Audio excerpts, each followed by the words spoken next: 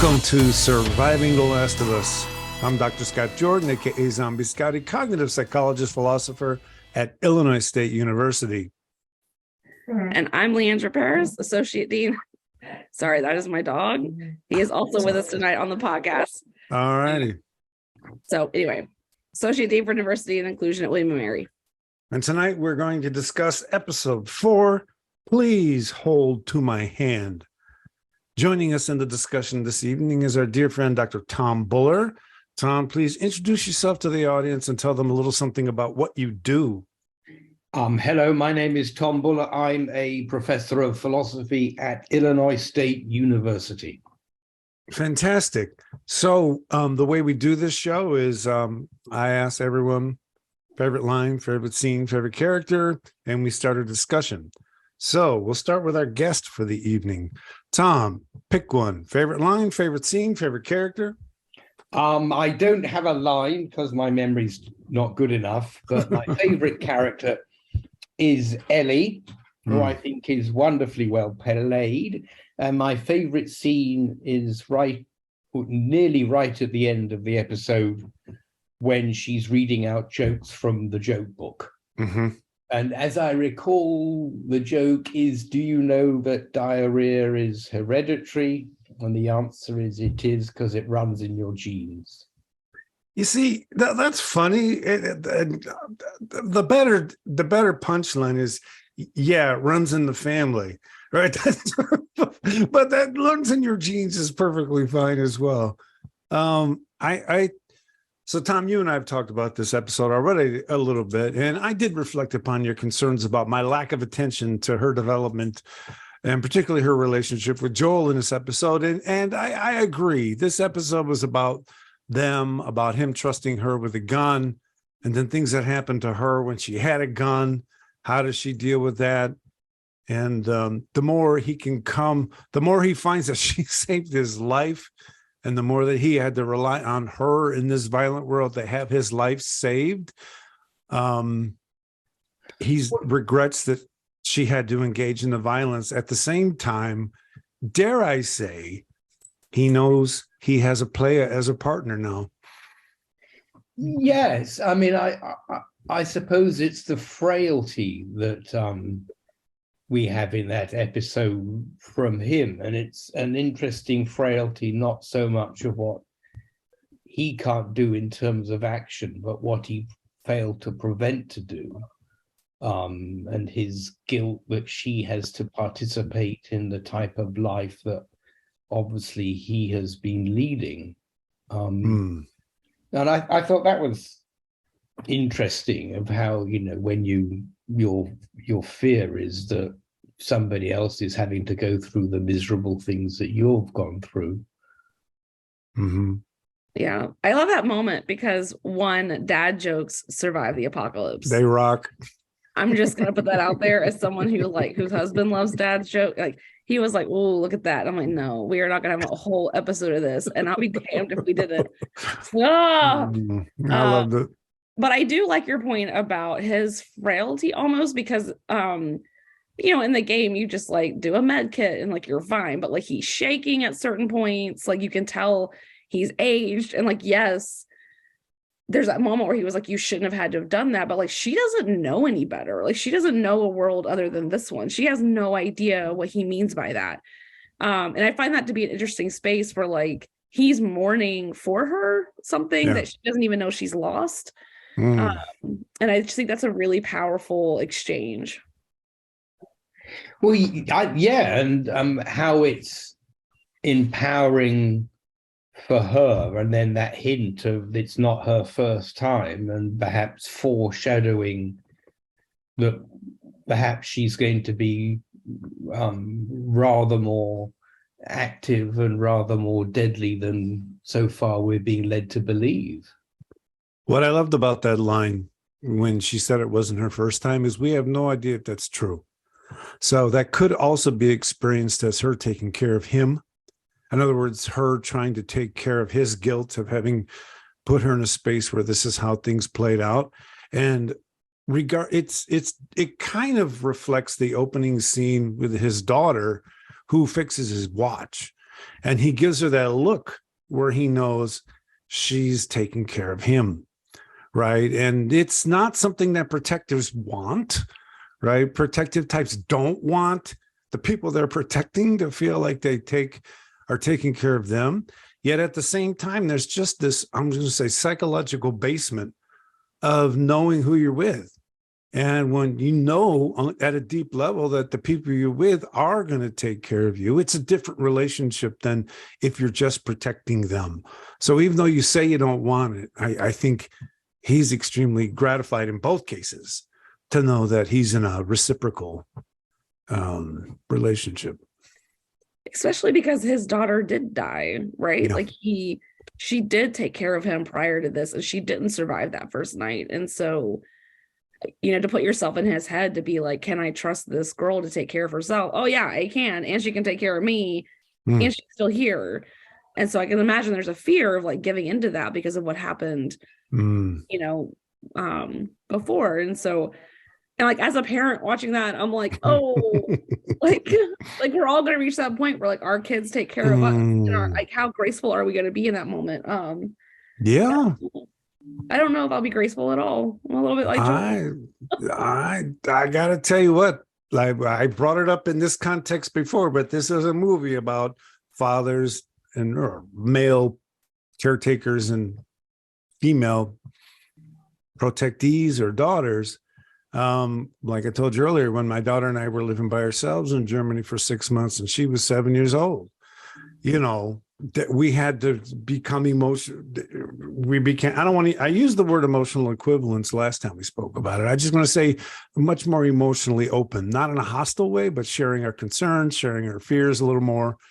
And I didn't, there were times I'm like, what the hell did I do taking you to another country for 6 months? Right. At the same time, I think there's just an incredible amount of rich adultness that runs through those type of relationships. And I'll leave it at that.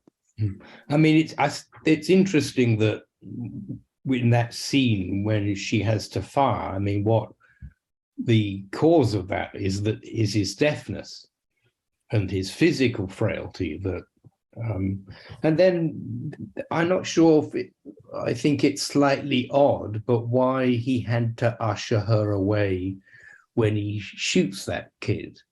I mean, why that killing was more difficult than any of the other killings. Well, this one was going to be intentional. I mean, it wasn't going to be a reactive kill. It was going to be, he was going to shoot the guy and he could not shoot the guy because the guy couldn't hurt him anymore. And he didn't want her to see him execute someone, I think, which is basically what he did, was execute that guy. And that was my take. It's almost like when I would go hunting with my dad, like if you didn't shoot the deer right, like you have to put it out of its misery. And I think there's a little bit of like, you missed. Damn, Leandra, you're absolutely right.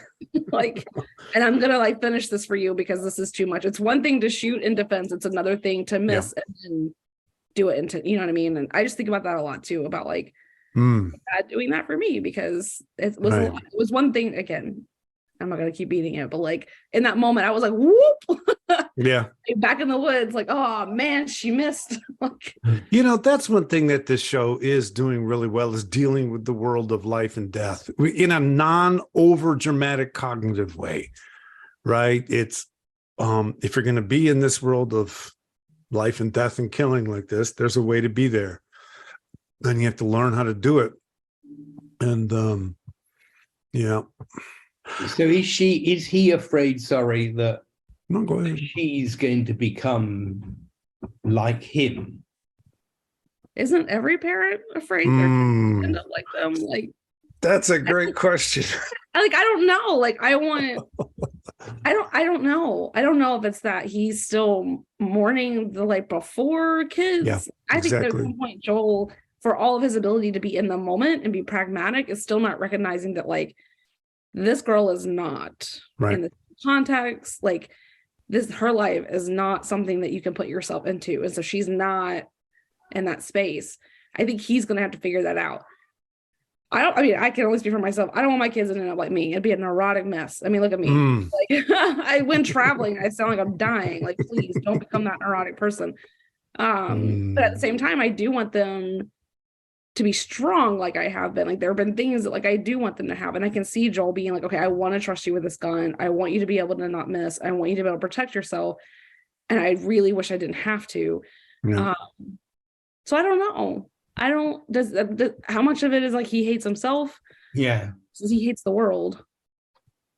I love everything you're saying. I think the character and Leandra, you played the game. I think I love the way they're writing Joel because he really doesn't know what he wants out of her. I think he wants a player on his team, right? Tess was a player. She was on his team and they had whatever relationship they had. I'm sure he wanted to protect Tess, and I'm sure eventually he felt like he didn't have to, or maybe from the very beginning. I think he's just in this, I'm going to say wonderful because that's the way I talk, this bizarrely contradictory position where he feels like he wants to protect her and he's thrilled that she can protect. And so he doesn't, there's no resolution for that tension. Could one say that makes his character rather incredible? I mean, just how can somebody pursue that life of survival and then have this soft center? Oh, I have no problem with that whatsoever. Killers have a soft touch. I mean, Joel's a killer, but he's not a sociopath, right? I don't think he's a sociopath. He's not a psychopath. He's not a sociopath. He gets along with certain people and he kills other people that that usually end up threatening him first.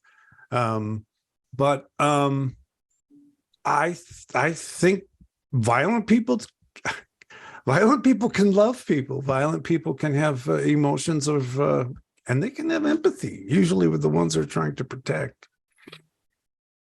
I definitely think it does. And I think you're right, Tom. One of the things that this episode does, I didn't appreciate the first time I watched it, was it builds little chinks in his armor a little bit when it comes to her. Like, yeah, her finding the porno mag and like making that joke, also straight from the game, by the way. And so I was like, they did it. They went there, and him having that like, wait, what? Right. Like, I think like you're starting to see he's not doing it just because Tess told him to. He's not doing it just because he wants to see his brother. Like, I think we are starting to see him start to take on Ellie because he cares. Like he's starting to remember what that life is like. And I think that's really important. I really like all that. Because then it puts us in this, makes me ask the question, what the hell else is he going to do? In other words, his cognitive story right now is that he's going to find his brother in Wyoming, right? I mean, what kind of a goal is that? He's going to try to go find some guys 2,000 miles away and feel like he can find him. Yet at the same time, what would he be doing if he weren't doing that, right? He'd just be back at the QZ. That's not who he is. And I think I just like the way he's kind of ambling through, yet very purposeful in his local protective role. And all I'll say is this: what I love about the show is I don't feel like I'm being preached at, and I feel like the characters are driving the destination of the story, not a writer. And it's so hard to write where you're letting the characters direct the goals of the story. Obviously the writer said for the game, he's got to go to Wyoming, see his brother, and they're going to have adventures. But I mean, it's not acted that way. It's not written that way. And I just enjoy that. So should we be, I suppose I'm fascinated by, dare I speak out of turn here, by the lack of psychological trauma. We got a trauma expert on board here who I think might say that there's trauma everywhere in the show, but I'll leave that up to her. Yeah, I think you're looking at 20 years, right? And so like, this isn't like a one-off. Like, we often think of like trauma as it has a beginning and an end, and then you experience post-traumatic stress or growth or whatever path you end up on. They're still in it. And there's a level of collective trauma that's being experienced that brings out a lot of the things that we see how we've seen during the pandemic. Black and white thinking, divisiveness, polarization, not having a lot of room for nuance and thought, kind of going back to the base instinct of it's me or them. And the intensity drives up. And so I think in some ways that push and pull for Joel between wanting to protect her versus not wanting to have, like, just wanting to focus on his own survival is a post-traumatic stress response. But it's also a growth response because he is taking her on and he is exploring that. And he is building that relationship with her. What I do like about the show is that it's not knocking you over the head with the trauma. Like, if you pay attention to small little moments, you see it. Yep. You know, when Frank is, I just want to love this house the way I'm supposed to love, right? Like, I think there's little moments where you see people break. And I think the character of Melanie in this show also shows you that. I mean, she cold-blooded, just straight up shot the doctor who helped deliver her. Like, that is something, I think it's the brother. I didn't catch all of it, right? But like, something happened. She's still in a state of trauma. She's in fight, flight, or freeze mode. She's very much in fight mode. And she was like, you know what? Screw it. Boop. Like, so I think it is there. I think it's just so everyone has it. It doesn't stand out as much. And these are all the people that have survived.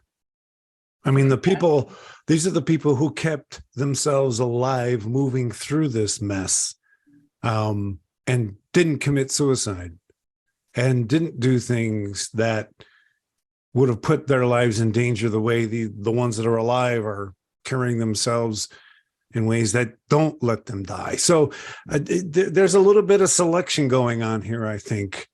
And yeah, so I think the phenomenon we call trauma, I would agree that it's lived in and labeled such perhaps when we feel like we're in a space that's not that. So yeah, and I think that I've seen Joel shake, right? When she shot the guy and Joel realized, oh shit, I gotta kill this guy, right? Now, one could say, Scott, what do you mean you gotta kill this guy? You could negotiate peace, and I'm not here to have that conversation. Joel is Joel, and this guy's got to go, and I can see that he's suffering. This is going to be edited out of the podcast, and I'm going to be tutored to death, but he's suffering about the fact that he's got to kill this guy, and she's there.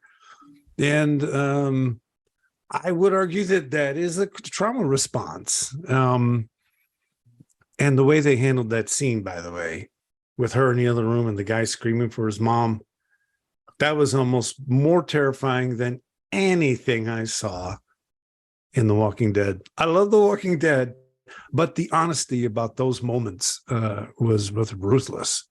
And yeah. I think we also see it when they start giggling.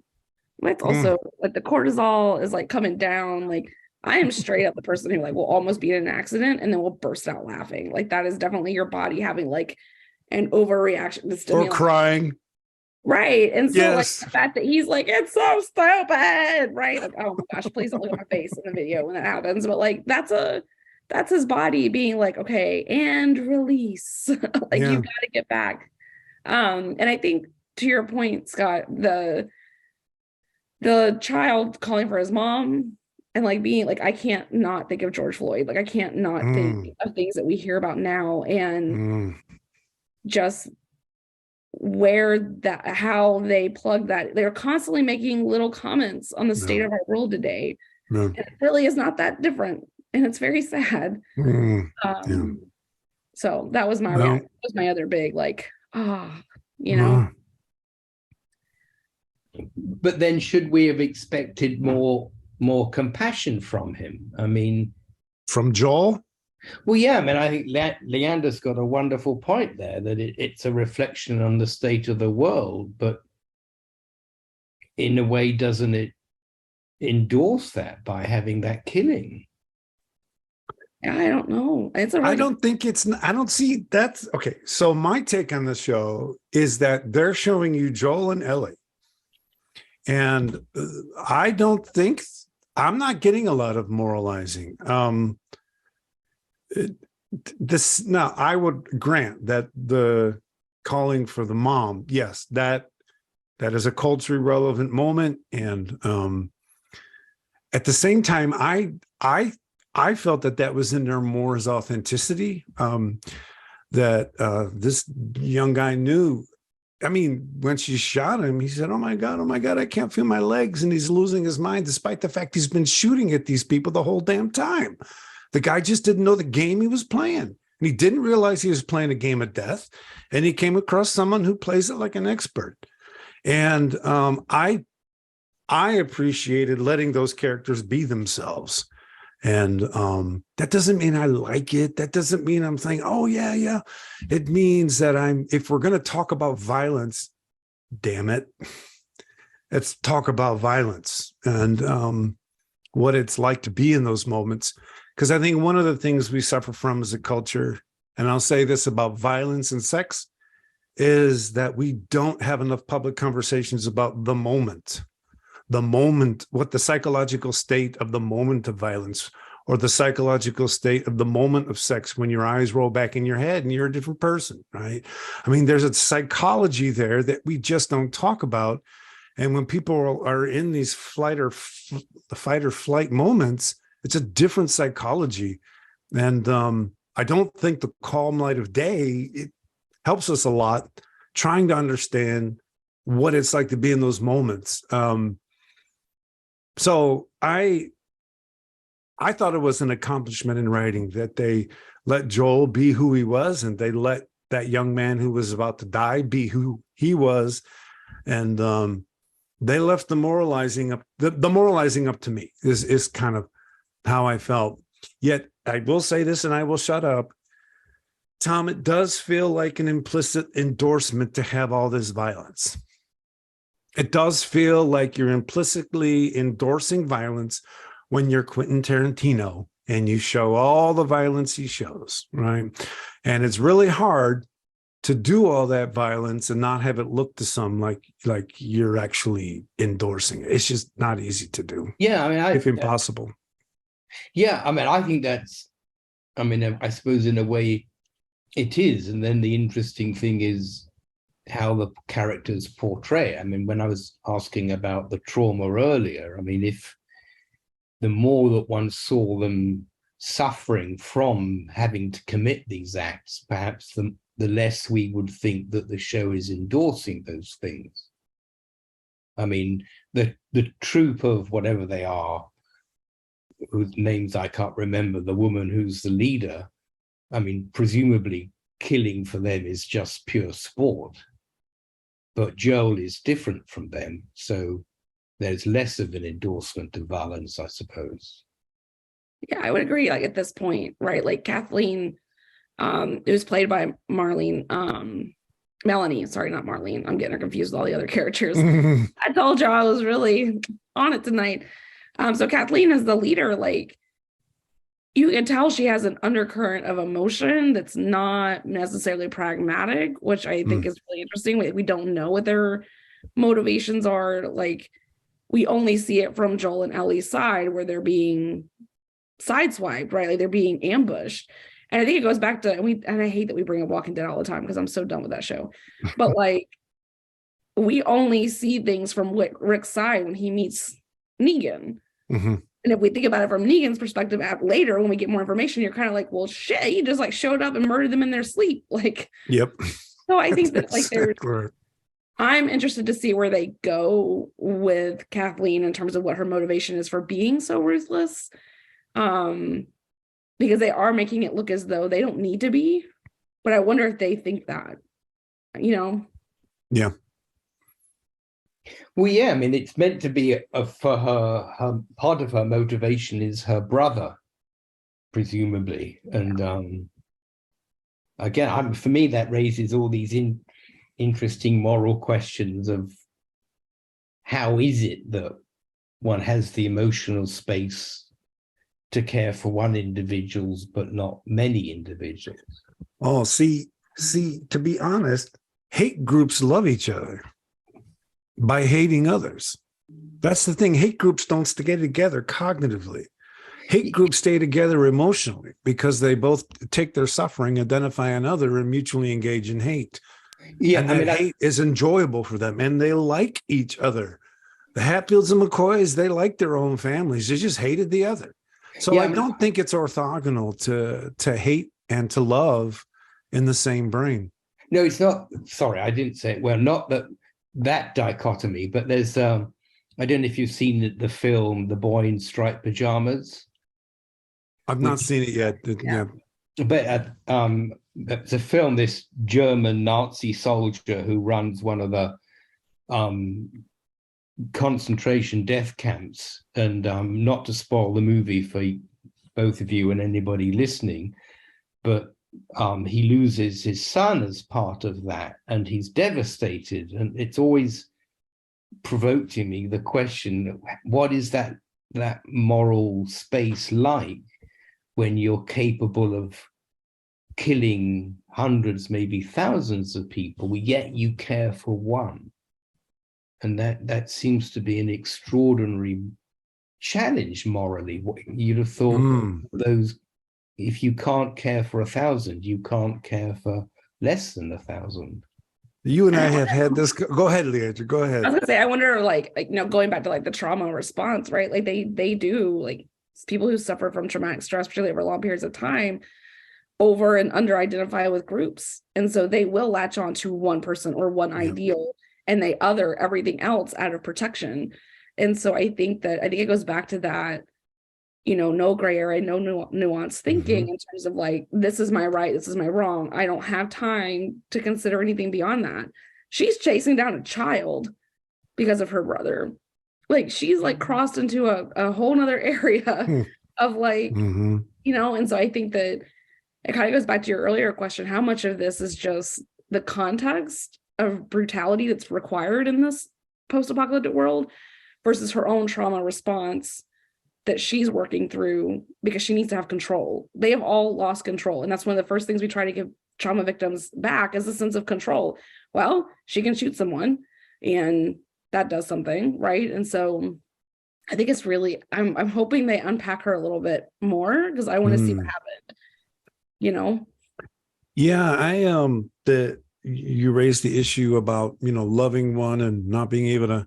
The thing is, the one you love, you experience as I'll use the word human. You experience them as worthy of moral consideration. The reason you're able to kill the other that one is because you're trained, or you train yourself to not experience them as worthy of moral consideration. That's where concepts like dehumanization come from, right? So you use words to call them animals, or they're pigs, or they're slobs, or you use words to call them machines. They're emotionally detached, and then the thing is, all of that, particularly if you've got a group that's doing it, all of that gets manifested in the infrastructure of the culture. So signs come out in Nazi Germany saying, don't buy from Jews, right? All these things actually get built into the way the world works. And what that does is keep you, the psychologists would say, reinforced, I would say reminded of the hate we have. And the thing is, for me, in my research and the things I've read, empathy is the default value in human interaction. In other words, if I see another person in pain, I see them in pain because I experience their pain through my own pain centers, right? Now, I can still discriminate it as being their pain, not mine. Otherwise, I'd be schizophrenic. But I make that distinction. So what these hate systems have to do is overcome the default response of emotional resonance and create systems that keep that emotional response from expressing itself. And that's why there's so many movies about, Schindler's List, right? People that had dehumanized whole groups of people, and then suddenly cracks start to appear in that infrastructure of hate that had been built, and suddenly they empathize, and then they recognize what they've done, and they lose their mind. So I would argue that the hate is it's not like I hate and then I love. It's I love and I have to create a world that allows me to hate, because the things I'm doing, I can't love them.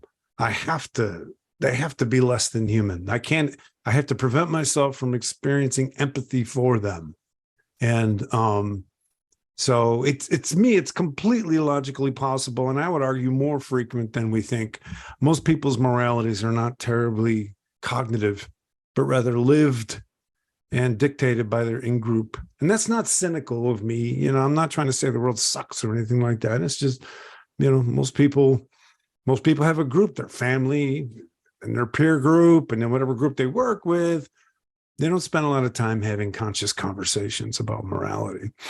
And except for us. Yeah, exactly. Here we go on and on and on and on. But that's I gotta say that's what I love about the show. So it turns out Kathleen doesn't seem to be the type of leader who's going to tell Joel the world can be better, right? But I think he's going to run into someone later in the show who's going to be like a Rick, and we'll see where that goes, right? Someone who try. What's that? You got peace. Good luck with that. Coral. Yeah. Anything else you guys wanted to comment on about this episode? I mean, I'll be honest, I feel like we hit a lot of the parts that I really liked about it, like the trauma piece. And like the character of Kathleen, you just get a preview, like you just see her emotion. Yeah. And she does such a good job acting that moment where she sees them bring in the dead comrades and she just makes a decision. Yep. And goes back and is like, you know what? 5 minutes ago, I couldn't shoot this guy. Yep. And now I can. And the fact that she let that play across her face, going to that morality of it, it was all emotional. It was all, you know what? He can't give me what I need. I need to take control of the situation. I got this dead weight. I don't care if he brought me into this world. Yeah. Goodbye. Yeah. Like it was just, and this particular actress, I love her, by the way. I'm like a huge fan. Mm-hmm. And to see her so brutal. Yeah. And so I don't even know. Like I was like, I don't know if I am turned on or if I'm scared or I don't know where I'm at right now and how I feel about her. But seeing her go up against Joel, because they both have a very in the moment thinking process. They both have a very, this is my path. And I want to see how that's going to blow up when they run into each other. So, not to foreshadow anything, but why are children such a dominant theme in this? Well, go ahead, Leandra. Well, no, there's a really great line that I think might come up in the next episode from the game where someone says they don't like children very much, like survival of the fittest and all that. So basically, if your species is going to survive, your children have to be able to deal with this. And if they can't, then not going to survive, right? And so like there's a little bit of like eating your young happening in terms of like they either make it or they don't. And I think that Joel is a picture of someone who maybe wasn't invested in that after losing his child and now will be invested in the idea of like, that's not how this works. And how do we make a decision about survival of the fittest when the future is sitting in front of us? Yep. I think that's going to be a question for him to figure out. I think you're right. And I think that's kind of going to be his cognitive breakthrough. It's not going to be about making the world a better place. It's going to be about seeing himself as living on further in LA. I always thought the way the Walking Dead should have ended is that all the adult characters died when getting the kids on some aircraft carrier off the coast, right? That would have been an acceptable ending to their story. Which is a bit more how it happens in the comic book. Like Carl kind of rides off into the sunset, right? Like, right. And I think I lost my train of thought with the kids and just how they treat them. Well, the thing is, it's like the Children of Men thing, right? There's a scene in Children of Men that is probably in my top 5 movie scenes ever. And that's where all the fighting is going on in the building. And then they find out this woman has a baby because it starts to cry and everybody stops fighting. And then she walks down the hallway with the baby and no one's fighting. They're just looking at them in awe. And then as soon as they pass by, they start fighting again, right? I mean, it's just one of the most. It's for me. It's that best answer. It's the best answer to the question you asked, Tom, that I've ever seen. There are things that come to us that we just don't understand when we're suddenly faced with kids. Right? Again, I don't know what movie it is, and I wish I did, but it's a war movie, and it's kind of very similar to what you just described. And it's the Second World War, and there's this carnage, battle, and killing, and then obviously all the fighting and the shells must have hit this psychiatric sanatorium, because suddenly you see this group of inmates, whatever the word is, patients, and they're all obviously crazy in their white gowns, and they sort of walk through the battlefield and everybody stops. And you have this extraordinary image of obviously this juxtaposition of these two states, and the question, well, what actually counts as madness here? No, that's fantastic. As they pass through and go off, of course, the fighting starts again. Absolutely. I love that question. Which one of these is true madness? Like, really? Right. Like, that's so amazing. And I think part of me was like gonna joke about kids in The Last of Us. Like, y'all kids get viruses. Like, they are sick little shits. Like, they will take a cold and they will incubate it and turn it into. They certainly will weaponize it. And so some part of it's almost like you can't control kids. Like, it brings in a level of risk to have children, just because they're young and they're innocent. And I do like the idea though of what Last of Us is doing, is saying how far can we take that. And I don't think it does what you're describing with children and men in this movie. I think the children are fighting, and that is the reality of our world. Our children are fighting. They are in it. We're not stopping fighting for them. And so I think that's a really amazing question. What's the true madness, right? So I want to quickly go back to the conversation you had about Kathleen walking back in, reaching a threshold, walking back in and killing the guy, right? What I think is fascinating is the individual psychology. And what I love, and again, doesn't mean I like it, that it exists, but what I love about what they did is all the people on her side who watch and don't judge. And the reason they're watching her and not judging her is because she's willing to go to lengths that they're not. And they have been persuaded that the stakes are as she describes them. It's us versus them.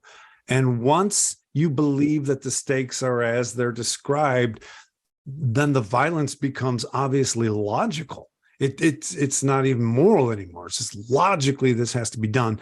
And she's someone who's able to, one, sell that logic, and then two, overcome her own empathy thresholds and murder people. And so I think those kind of things always have someone who's willing to cross a certain threshold, others aren't. And my use of the word just threshold isn't supposed to be judgy. It's just cross a certain empathy gap, or create an empathy gap to the point where the violence happens, and then inviting others to accept and follow. Yeah, I mean, I think she's at that moment, she's creating emotional space for herself. I mean, she has a conflict, what to do with the guy, and that's uneconomical. It's something to have to worry about, and the simplest thing to do is to get rid of that problem. And I'm wondering, like, as you were talking, I was thinking about the socialization of, Joel being a father figure versus she's an older sister or a mother figure. Like, would you have experienced that scene the same if it had been a man? And I know I would not have. I would not have experienced that scene with the same level of care, I think. Like, part of me wonders if, like, it's like, well, if this woman is willing to do this, who are we to tell her not to, right? Because it's like her job to protect us and nurture us and do all these things, which is complete socialization and bullshit. But, like, you know what I mean? Yeah. And so it's like you've got Joel, who's like, it's totally fine for Joel to give Ellie a gun and teach her how to shoot it and, like, do this horrible thing for her so that she doesn't have to. But there's a little bit of subtext that's not okay for Kathleen to be as ruthless. And I'm that's why I'm interested to see where they go with this, because that Yeah. entire shot would have been different if it were a 6-foot dude doing it. I love it because they're both killers. He's not he has no political ambition, right? He's not trying to save the world in a sense, in a cognitive way. He's very local, and I love the tension between types of killers, right? And she's a global killer, and he's a local killer, I'd argue. And I'm looking forward to see how they play that out. Because I think they've done a good job of managing all of these different issues with violence. What I mean by good is they're being what I would consider psychologically authentic. Yeah, to change tack slightly, one of the things I love is the shots of devastation. I mean, when they are driving and all these hunks of cars and battered road signs, and I think those are so evocative of what that world must be like, of the end of society, the last of us. And well, it's amazing they never really took advantage of those opportunities in The Walking Dead. I mean, the first episode they were in Atlanta, and that was stunning. And then we're in the rest of the woods for most of the time after that, and in a small subdivision, Alexandria or whatever and stuff. They made a choice in The Walking Dead. Kirkman made a choice when he wrote it to keep it in the forest and about just these people. I very much like this road dynamic because you get to see more. And then as a writer, you have more context to write about, right? Other than just the politics inside your small group. Anything else you guys wanted to say about this episode? The only objection I had, and this may not. I feel a Monty Python moment coming on. No, and I'm interested to hear your views. It's sort of a dare I say it, an agrarian horticultural problem I had. So when they headed off the road to camp that one night, and their truck made tracks in the grass, why wasn't that all overgrown? I have no idea. I have no idea. For 20 years, you would think there'd be something. All I can think is they dropped a bomb on the nearby city or something. But I think you're right. Like, why is that not like? Well, there are going to be some clear spots in the world, right? I mean, it's not going to be all trees. And I mean, that's all. Go ahead. But if there hasn't been any farming or anything like that, you're not going to get a nice even field like that. Yeah, but man, we had all kinds of even fields between the Rockies and the Appalachian Mountains before colonial farming. And hell, now they're still there. I mean, now it's their domesticated fields as opposed to wild fields. I don't know. My concern about that scene was much more basic. It's you have a fire. I don't give it. I mean, I could not. I just couldn't have. They slept in the open. Sleep in the damn car. I mean, these are things that I'm bringing my current sensibilities to. And I think they may be writing that because I think they're writing it through Joel's perspective of having a danger radar that's developed over 20 years. And he just, quote unquote, knows. For example, there's a scene where it says there's no infected here. It's too far out. Yeah. All right. So he has to tell me that because I'm sleeping in the damn car. Right. So I guess they're doing a lot of that stuff that bugged me, which is sleeping on the ground, having a fire, talking as loudly as you like. No. But that's me talking as if it happened yesterday. And I think they write Joel that way just to give us more and more of a sense that there's knowledge to be had about this world now. Joel has it, and he's telling you what it is. That's my vibe. I think it would have been more believable if it was like, I mean, clearly he's a smuggler, so he does these runs. So it would be a little bit more believable if it was a spot that had been like prepped as a run spot. You know, like if he had said like, oh yeah, this is usually where I stop at this point, or like I know this is a place that people have stopped before and have made blah, blah, blah. which not to be whatever, but like the game did that. So Yeah.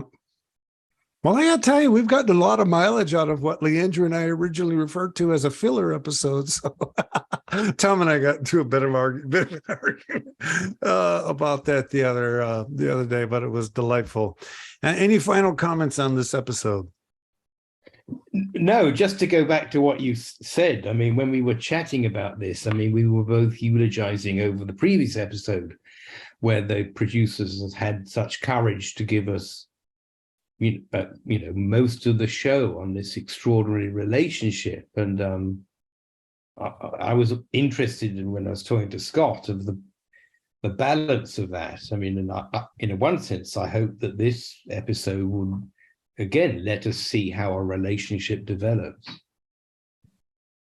Interesting. Because this one we're seeing is day by day, week by week, whereas that one we saw in one episode was 20 years.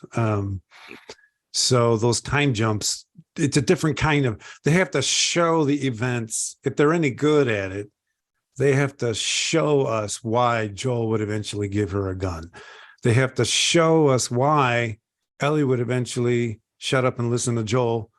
Ellie would learn when to not engage in smartassery. Joel would learn how to treat her well in different ways that he's not.